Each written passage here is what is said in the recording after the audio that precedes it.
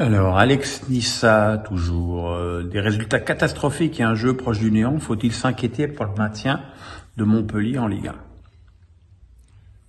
Et moi, je suis effaré par les résultats de Montpellier parce que je trouve que l'effectif, il est intéressant.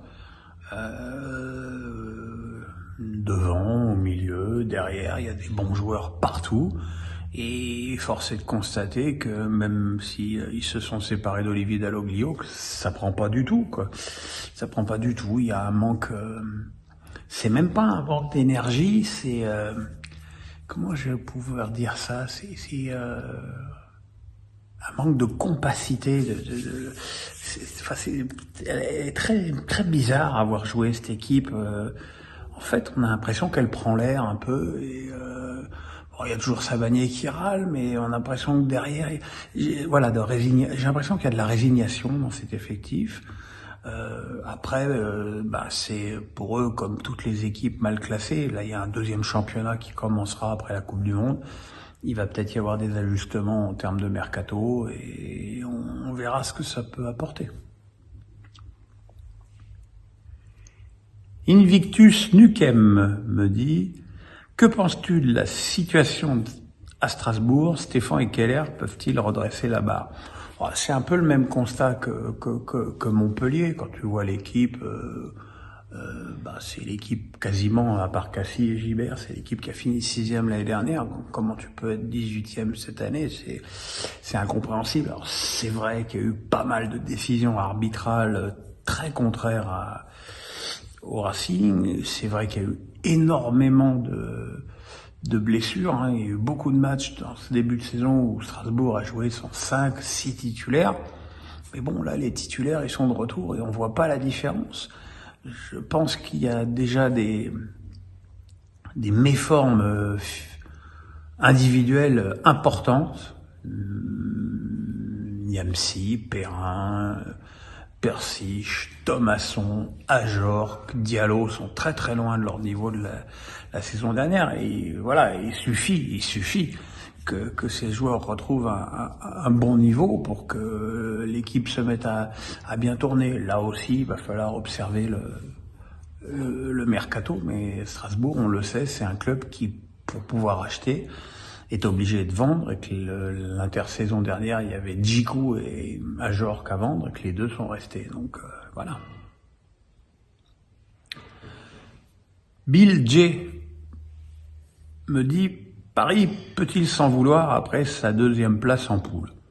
Alors personnellement, pas du tout. Enfin, en tout cas, pas du tout sur le dernier match.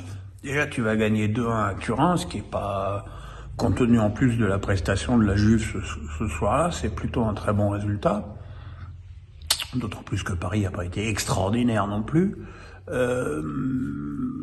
Voilà, donc après, tu peux pas prévoir que Benfica va gagner 6-1 dans les dernières minutes à Haïfa. Effectivement, après, il y a peut-être des points qui ont été perdus dans la double confrontation des deux nuls contre Benfica, mais bon, à l'arrivée, Paris termine 2e de sa poule au 7e critère, ce qui est jamais vu. C'est-à-dire le nombre de buts marqués à l'extérieur. C'est-à-dire que là aussi, c'est les 6 buts marqués par Benfica, Haïfa qui font la différence. Donc voilà, en même temps, ça arrive qu'à Paris, des conneries pareilles.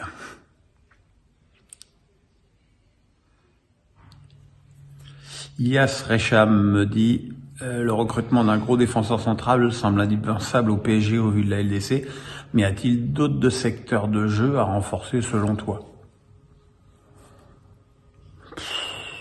Compte tenu de la prépondérance de la MNM, je pense que non. D'autant plus que là, Fabien Ruiz a donné ces dernières semaines, avant sa petite blessure, des vrais gages d'importance dans cet effectif et de présence comme titulaire. Mais je pense effectivement que l'arrivée d'un Skriniar, mais bon, l'arrivée d'un Skriniar, elle va se heurter à Ramos ou à Kimpembe, voire aux deux si Paris joue à 4. Mais voilà, c'est la défense du PSG concède pas qu'elle concède tant de buts, puisqu'elle c'est la meilleure défense du championnat, mais elle concède trop d'occasions. Elle concède trop d'occasions et elle est trop facilement prenable dans son dos, surtout côté droit, où entre Hakimi et Ramos, il y a un problème de repli défensif à deux. Donc voilà, c'est... Mais oui, je pense qu'un gros défenseur, ce serait bien.